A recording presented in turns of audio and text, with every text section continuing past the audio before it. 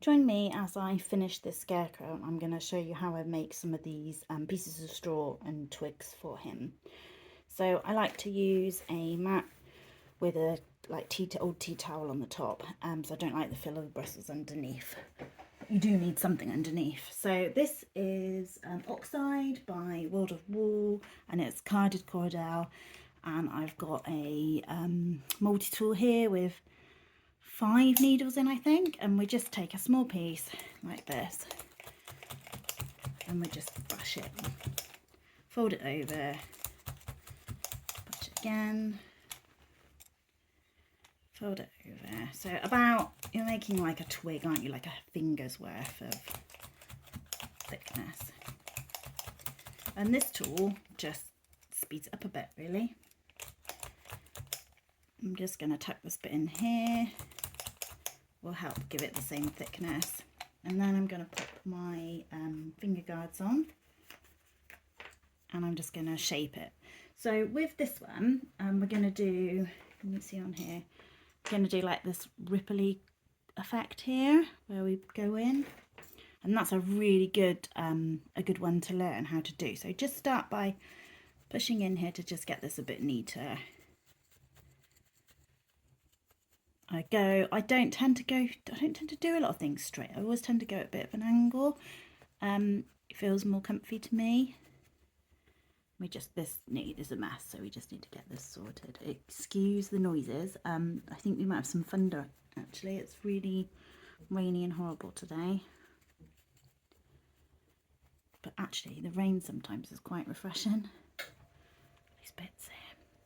So now we want a bit more of a pointy edge. So if you're going for a pointy edge, you're just going to be focusing the needle a bit more at the point. And sometimes you need to push the rest down as well. And then the same again, trying to get a bit of a point. Wool's quite good. It's only when you felt it really, really like heavily that it becomes a bit more tricky to work with, but still nice and soft.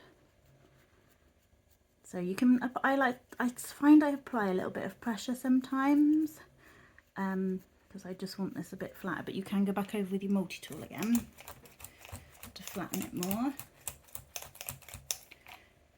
And then I'm going to pick it up and hold it between, because I just feel like that gives, it just helps me to know what I'm doing. You wouldn't want to do this without finger guards on. You could do, but you would hurt yourself.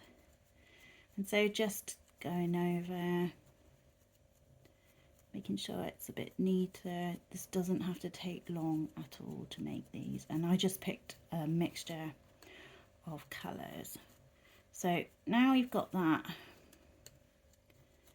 a bit more, just get this side done a little bit.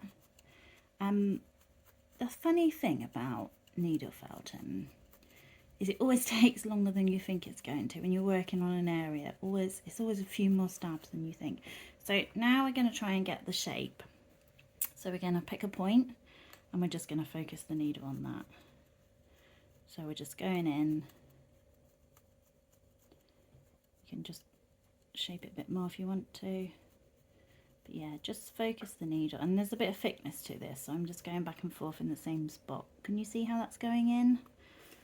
I'm going to take these off because I feel like they're in the way, and be careful. So you see I'm getting that shape, and it is subtle, but it will show in a minute, and we'll do the same on that side. You can go at a bit of an angle if you want, or you can go straight, but you kind of like almost want it to be in the same place. So just be careful, because look how far that needle can go in when you need to keep your fingers out of the way. I'm just reshaping this as well a bit.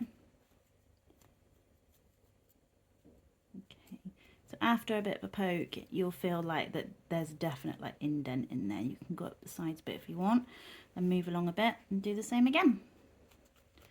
It really is that simple, but learning how to manipulate the wool with the needle to get it to do what you want is how you're going to do your needle felting.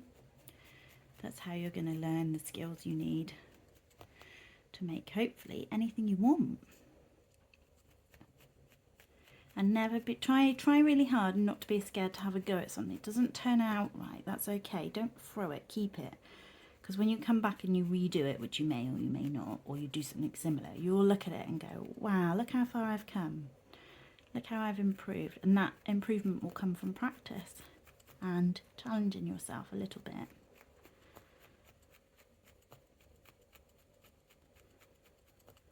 So this is nice. This is quite a firm one. I haven't made them all so firm. He isn't going to be sold. He's just for me. If you're doing it to be sold, I would make these as stiff as you can. If you want to, you can add a thin line along there so it sort of looks, or you could use your needle to add a bit of, yeah, let's just use our needle to add a little bit of just going down. And it's just the repetition that gives you the marks. I mean, they showed up quite quick on that, but really, you know, it wouldn't take a lot to get them out. So if you really want a good strong line, you just need to keep going over and over it. And come back to any that you did before, because they just might need a bit of a re-going over.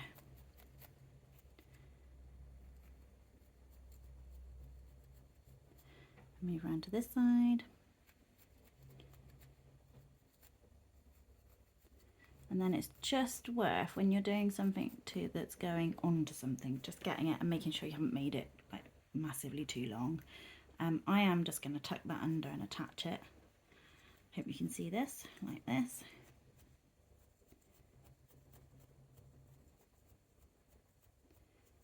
I'm quite pleased I've made a scarecrow. I am tempted to make a bigger scarecrow, kind of like a stood up scarecrow. I am tempted.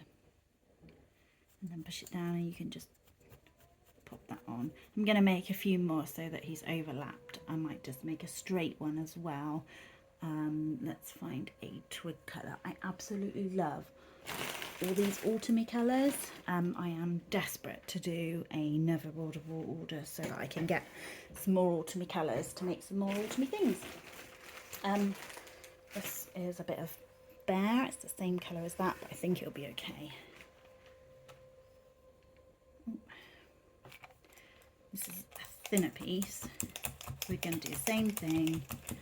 If you don't have a multi-tool, you can, of course, you can just use your normal needle. It's just going to take you so much longer. And you could try a skewer. Try wrapping around a skewer as well to give you. I'm going to put my things back on and just give this a bit of shape. Holding it down.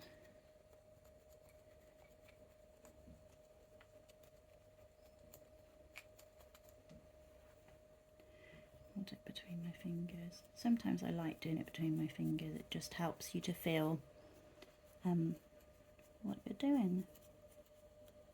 So yeah, this one's just going to be straight and attached, so I won't bore you by keeping going, but I'm quite pleased with them. Do have a go at a little scarecrow face if you're feeling it. He doesn't have any eyes, so there's no eyes to be intimidated by. Thank you for joining me, and do subscribe and take care. Bye.